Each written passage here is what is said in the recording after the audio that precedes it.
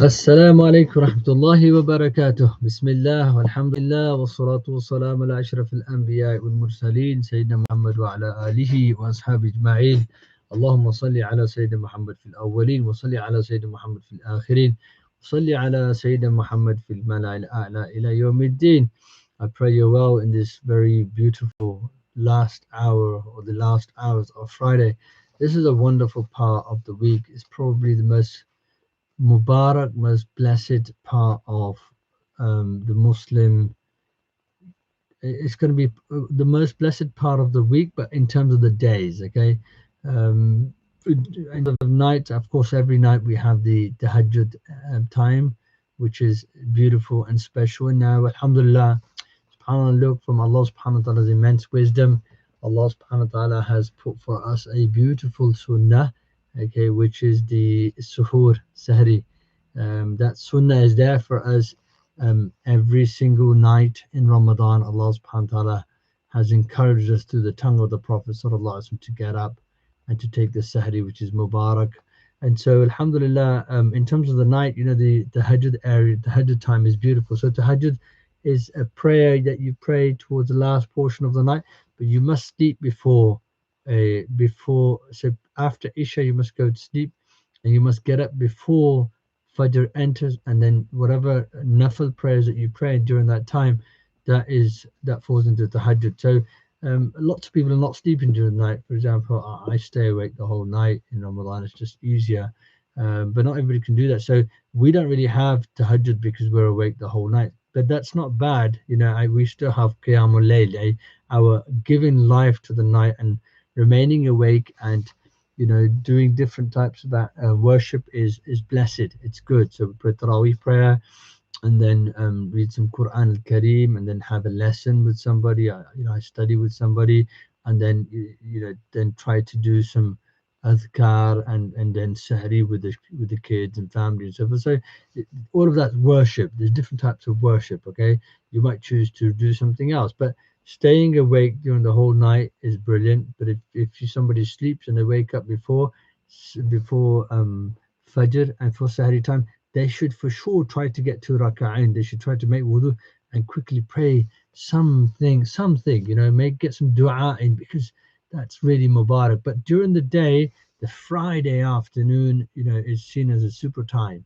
The whole Friday is Mubarak, and we don't really know where there's an hour there and when that hour occurs where du'as are accepted.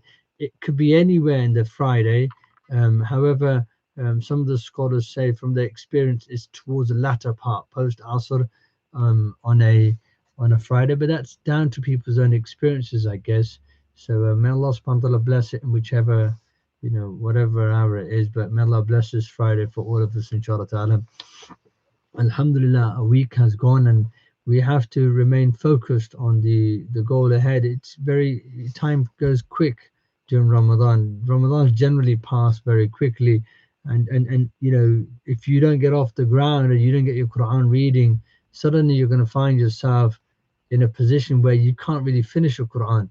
So now is the time to get reading. Get ahead. If you can get ahead, that's the best thing, because by getting ahead, you always remain positive. Like if you set out for yourself a juz a day, and you're ahead by a day. For example, today you're on your 8th juz, you're gonna feel good. And when you feel good, you worship better, you do better, you perform better. So that's a better place to be, inshallah ta'ala, being ahead, slightly ahead, and pushing ourselves. And there's times where you lose focus and you sort of get distracted and you can't really work out why. Then you try to change your dhikr. Maybe you go, you're easy on the Quran, you try to start something else potentially. May Allah keep us busy and let us not lose the focus. The focus is to become people who qualify for Allah's pleasure. We through our du'as and begging Allah subhanahu wa ta'ala and beseeching Allah subhanahu wa ta'ala, inshallah ta'ala, we become people who are free from Jahannam forever. That's the promise given by Allah subhanahu wa ta'ala. Hey, who wants to be freed from Jahannam? And I've got to say, I do, Ya Allah, and I'm going to ask Allah subhanahu wa ta'ala for it. So keep focused, get the fast in, okay, keep busy, Alhamdulillah, don't get distracted. I know it's easier said than done when you've got all these kids flying around everywhere and you're not used to it. Maybe you used to go to work, you had a little prayer room there that you could go into and you used to read your Quran, and now you got, I think, why did I have so many children for these? They're driving me nuts. What Ramadan? I'm not doing anything. I can't worship the way I normally worship. These things will happen, okay? But I can't lose it. I must remain focused, okay, and ask Allah subhanahu wa ta'ala to put barakah in what I'm doing. And the kids are part of our responsibility. We have to look after them and take care of them as well. Now, in terms of some basic rules to do with fasting, we know the definition. It's trying to stay away from food, drink, and sexual pleasures from the break of dawn up until Maghrib. And so now that's the basic definition of fasting, okay? And we don't want to fast just restricted to that. We want to fast which is greater and better than that. So it's not just about food and drink. And no, I want to try to take it to another level. So I'm going to look at some of the fiqh of it, and then maybe the last 10 minutes look at some of the spirituality. So the idea of these lessons are, these are for basics, simple things, and a lot of people probably already know them. So if you want to listen, alhamdulillah. If it's too easy, go do something productive, inshallah ta'ala, right? Okay. And so here we've got lots of different types of fasts. Some fasts are obligatory, and from amongst the category of obligatory fast is Ramadan. So Ramadan, if you're able, okay, you've reached the age of puberty, then you don't really have a choice. You have to fast. Why? Because it's an obligation from Allah subhanahu wa ta'ala. Um, if somebody's not reached the age of puberty, it's not obligatory, but we encourage our children to fast so they get used to it.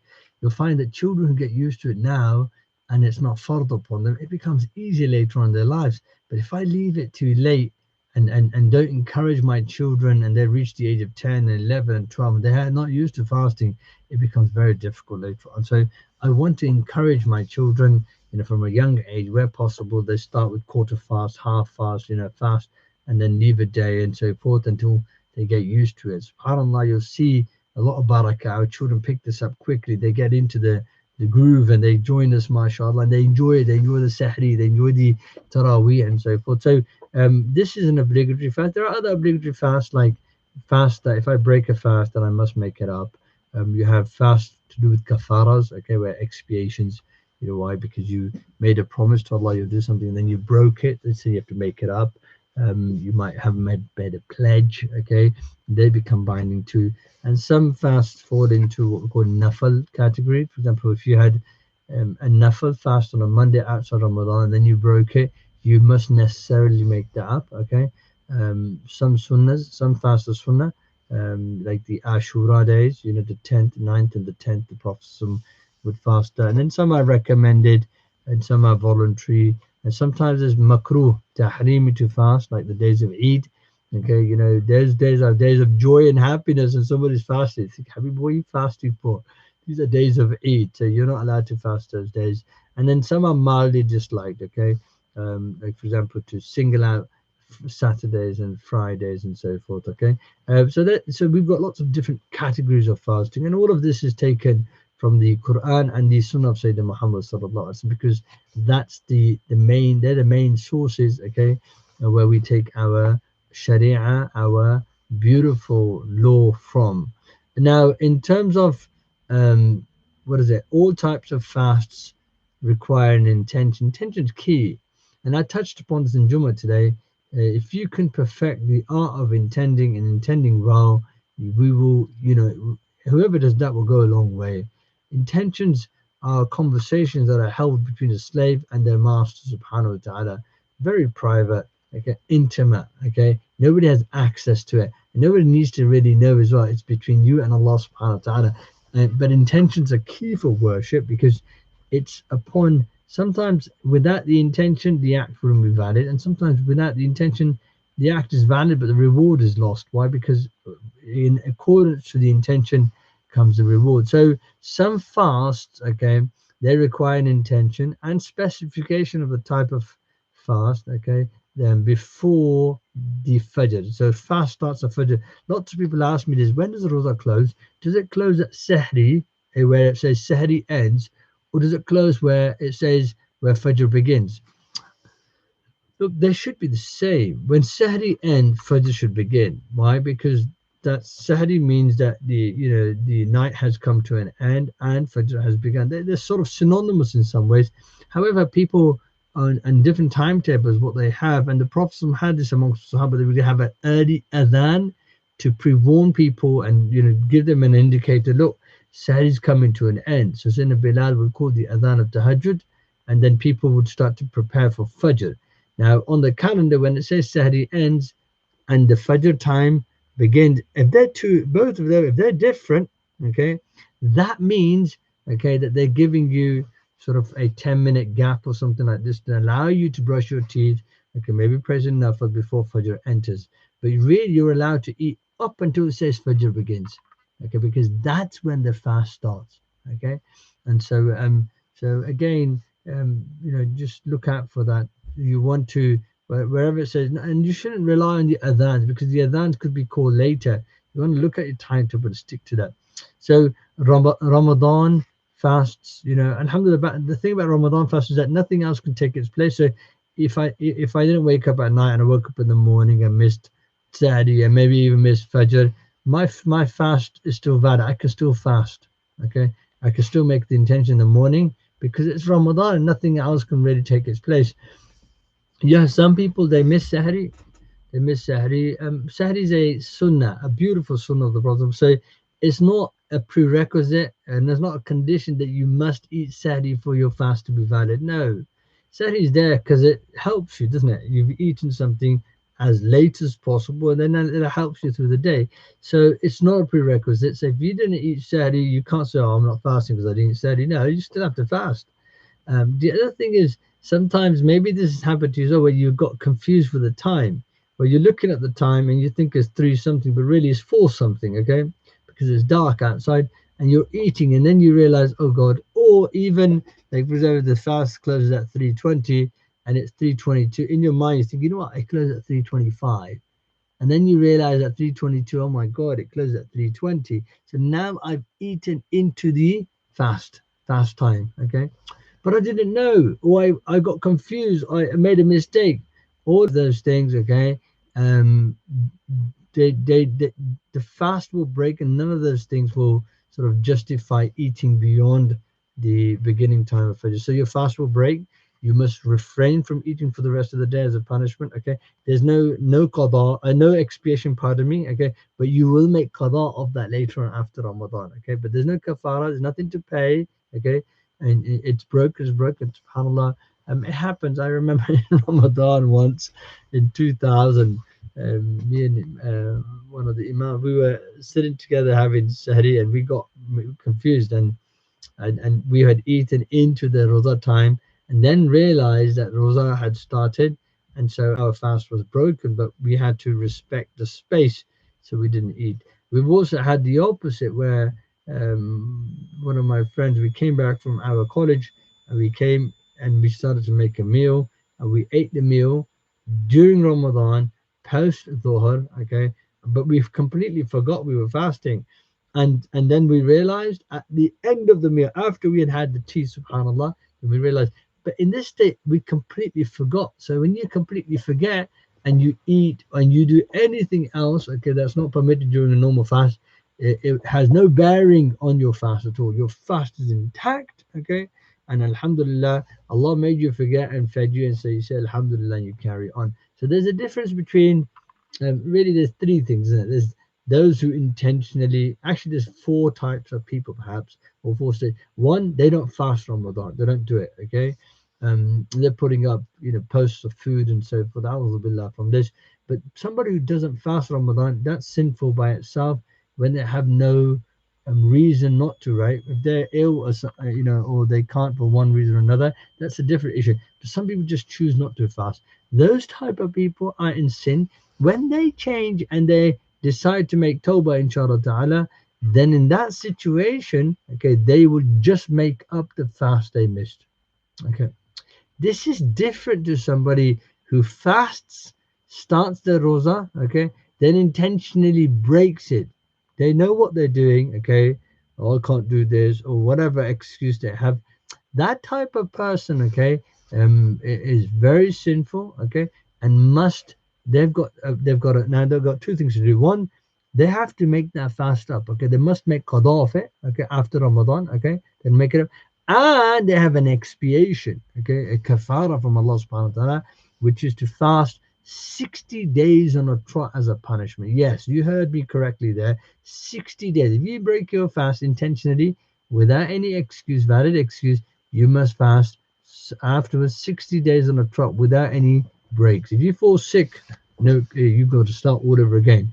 The only exception would be a woman who's menstruating, her menstrual cycle coming in between, okay, would be overlooked, so she won't fast during that time, and then she carry on again after that. So here, that's two, okay. The one who never fasts, okay. Second, fast and breaks it. The third one is that you have somebody who makes a mistake. I thought it closed. I thought it closes at 3:30. No, no, Habibi, it closed at 3:20. I didn't know, man. I ate into it. I was eating at 3:25. Fast broker by mistake. Okay, no sin, inshallah ta'ala. Make qada. Okay, and no kafara as well. And the fourth one is somebody forgets, and sometimes we're hoping we forget, right? So we can eat by whilst forgetting. Okay, that person is not responsible. So do you have? So what we're saying is you have these different type of scenarios. Okay, now back to here. Um, where do you have to have an intention from the night? A qada fast after Ramadan. Somebody's making up. So ladies during Ramadan, when they're menstruating, they might not fast. Like they're not going to fast for sure. Pardon me. A woman who's pregnant, she may choose to fast because she feels like she can cope with it. And you might even find women who say they can't fast, they can't cope with it, making them dizzy. It might be harmful to the baby. You have elderly people, you have sick people who can't fast because they've got they're diabetic, pardon me, or they have other sicknesses and conditions that don't allow them to fast. So you've got lots of scenarios, okay, lots of different types of people who may not fast, and they're not sinful. Why? Because the Sharia allows them not to, and it gives them that freedom to do so. Sometimes, so I came across a question yesterday where some lady said, "Look, I'm struggling. I don't understand why. This is too hard for me. Why? I've got all these kids and I can't look after them all, and so this is somebody struggling with a fast. Suddenly, now because they don't know their fiqh, I feel this is the reason they start to. Shaitan uses that as a tool to harm their aqidah. They're starting to question the religion and so forth. Habibi, if you're tired and you're exhausted and you're about to faint, go and break your fast. Why is the Sharia saying go and open your fast? It's not about harming you physically to the extent where you die. No, this is it's not easy. It's not always easy. It's sometimes very difficult. Okay, but if you're in that situation, okay, because people don't understand the fiqh and they don't understand the religion, then they start to blame and the Sharia, and this is problematic. So if you're exhausted and you're ill and you're getting sick, the Sharia is saying don't fast. Make it up after Ramadan. Okay. So here, I feel there's a bit of confusion there. So there are some fasts that you have to have an intention before it starts. And from amongst them is not Ramadan fast in Ramadan, but outside Ramadan qada fast that you're going to make up. You must have an intention from the night. Allahumma salli wa barik alayh. Things that invalidate the fast. For example, you might have, and there's lots of so there's those things that break your fast, and there's a makeup. Okay, there's also a kafara. Okay, and there's some things that they break your fast, but there's no kafara, like we touched upon. There are some things that are makruh during fasting. Okay, there are some things that are not even makruh. So it's trying to work out what's what. So if one eats or drinks something of nutritional value, okay, something customarily eaten, okay, or something for medicinal purposes like a paracetamol, or or you stuck Vicks into your nose or something, okay, or one has engages in marital relationships in either of the two passages, okay, even though one of those will be haram to do out in normal circumstances, but somebody did it. These type of things, okay, they will break their rosa when it's done intentionally, and they must be they must make qada, and they must have an expiation. Okay, is that clear? If I have a headache I don't just run and break my fast. No, that's not the way to do it. You see, I have to exhaust a number of things. One, I might, try to rest first of all. You see, I'm gonna push myself. An element of it, it's gonna hurt me, but I'm not just gonna break my fast unless there's a need. A need mean that I can't cope anymore. It's too much. It's harming my health, and so forth. And there's a number of ways of establishing this. One is through my my the Muslim doctor, for example, or my own history with these headaches and migraines that I have and so forth. So there's a number of ways of doing this. So again, back to this point again, some things bring about kafara. So qada and kafara. Um, so there's those that require a makeup without an expiation. Okay. Um, so you've got use of a suppository. Okay. And then you've got something not normally eaten, um, no use for medicinal purposes like dirt reaching the body cavity, accidentally swallowing water while rinsing the mouth, and being coerced to break one's fast. So these type of things, okay. Allahumma salli wa sallim wa barik alayhi. We have here, if you use a suppository, okay, both in the vagina and the anus, a deep passageway into the body through which the entrance of a foreign substance could vitiate the fast. Okay, so here putting things into the body can break. This is why when we're washing in the stinja, we shouldn't exaggerate in washing and so forth. Okay, so here these type of things, okay, will break the fast, but there's no kafara. Okay, there's no kafara. One of them that you might do is rinsing your mouth accidentally, gargling so far back that the water you swallow the water or something like this.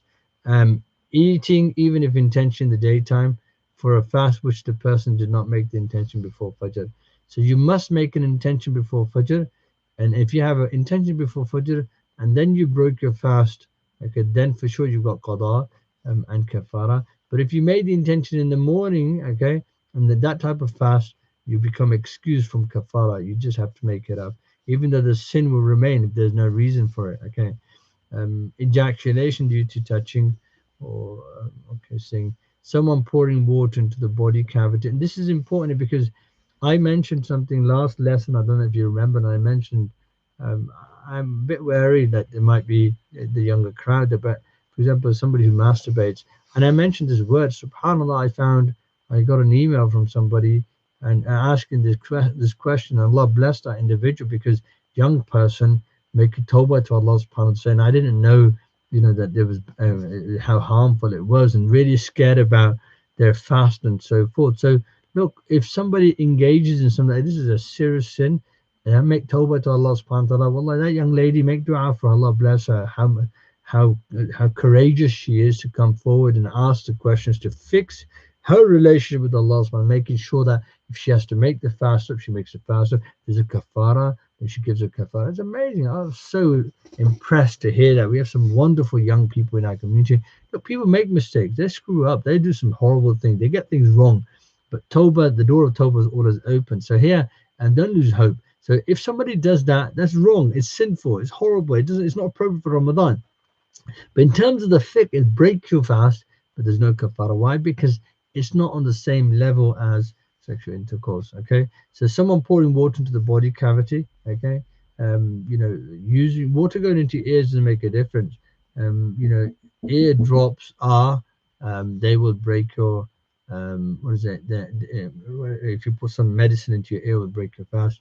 Eye lenses don't make a difference. Eye drops are not a problem, even if you can taste that in your mouth. Miswak you can use. Toothpaste you shouldn't use. I know you hear two opinions. Our Sheikh Shassam says toothpaste will break the fast, so be careful of that. Um, Things that are makruh, for example, perfume is absolutely fine. You can smell perfume, but don't burn bakhur or incense sticks because sniffing that in and inhaling that would break the fast because it's something physical that you're taking in. But to smell flowers, smell when you're cooking, you can smell food and so forth. That's not an issue, inshallah ta'ala. Blood cupping, okay, cupping is not good. What is makruh because it weakens you, right? So you shouldn't. So if you're doing exercise to the extent where it exhausts you, then you shouldn't really do the exercise because it's going to weaken you and then it harms you and what you do with your fast. Using a miswak, like I said, or a toothbrush without toothpaste is absolutely fine. Rinsing the mouth or the nose is absolutely fine, but without exaggerating. Gargling, like we said earlier, you should avoid it just in case you swallow it. Placing a wet garment on one's body or taking a bath due to the heat. Okay, all of these things are not disliked. Okay, um, so you may do that. You may do that if you needed to use a wet towel, have a water fight, no matter how bad. Okay, you can exercise if you don't feel exhausted. It's absolutely fine. It's just when it leads to exhaustion that it becomes an issue. Somebody asked me a really good question. They said, "Oh, can I sit in a jacuzzi and read a book?"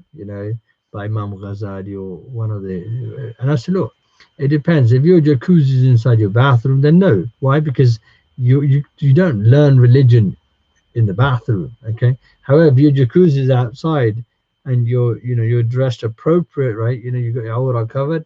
Marhaba, not an issue. Okay. So here, it's just trying to understand things, and as they, inshallah, as they should be. There's sunnah things. Okay. For example, having the suhoor, how much you eat is not an issue.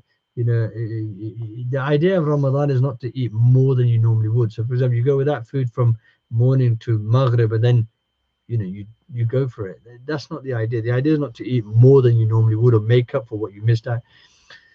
The idea is to sort of strengthen the resolve, strengthen the willpower, do take little as possible. Okay, why? Because this helps your spiritual state. Allahumma salli wa barik alayhi. So eating suhoor, delaying your sahri is good. Okay, closer to fajr is better. Some people have sahri at night and they go to bed, and that they may do so if there's a need because they work and so forth. But it's they miss the sunnah, isn't it? And that's important, but it's not. And what is it? What is it? Prerequisite for their fast to be valid. And then there's some things, for example, like if somebody had to necessarily take a bath during the night, and they didn't get to do that before Fajr enters, so they took Sahri, and then Fajr enters, and so they're in the state of Janaba, okay, and Rosa has started.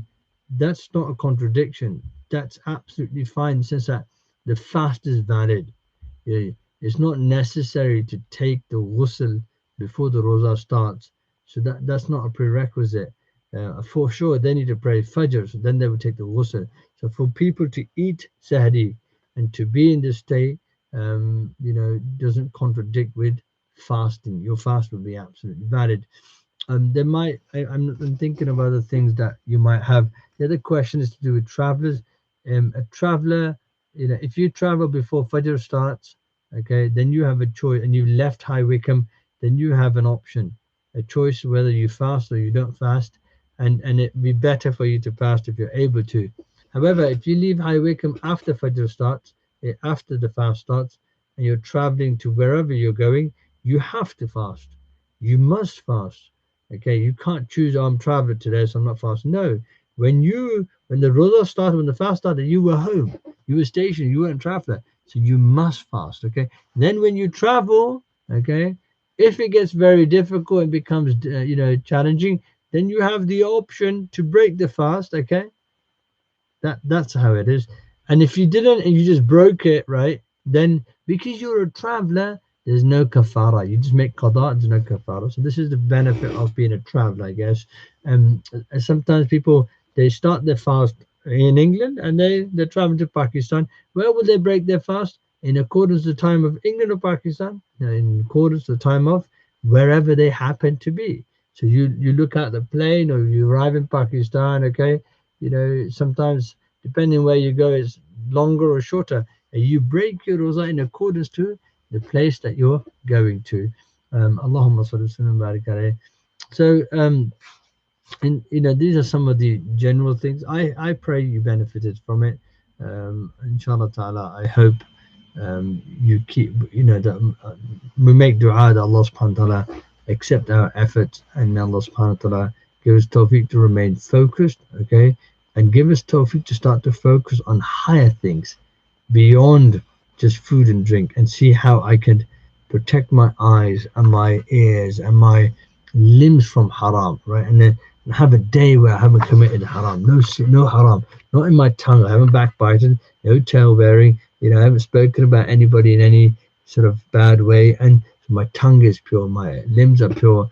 And then try to work towards a day where I haven't thought about anything but Allah subhanahu wa ta'ala. That's the higher level fast. And they're there for the taking and they're there for the doing. So Allah bless you. Allah accept our coming together here today. You can see I'm a bit tired today. It's Friday evening. Normally on a Friday evening, I would go and eat some food with my friends. And subhanAllah, this pandemic has allowed us to um, cherish, those moments and make dua that Allah subhanahu wa ta'ala remove it and bring shifa back and bring some normality back and have mercy on all those that passed away and give shifa to all those that are sick in hospitals. Very beautiful people that we all personally know are very sick, right? And make dua, Ya Allah, please, through the barakah of this Friday and this beautiful month and these beautiful moments, Ya Rabbi, send down a cure that will remove their sicknesses and illnesses, inshallah ta'ala. Ya Rabbil Alameen, remove this difficulty from the Ummah and may Allah subhanahu wa ta'ala bless us in what remains of this blessed month. Walhamdulillahi Rabbil Alameen. Take care. Assalamu alaikum wa rahmatullahi wa barakatuh.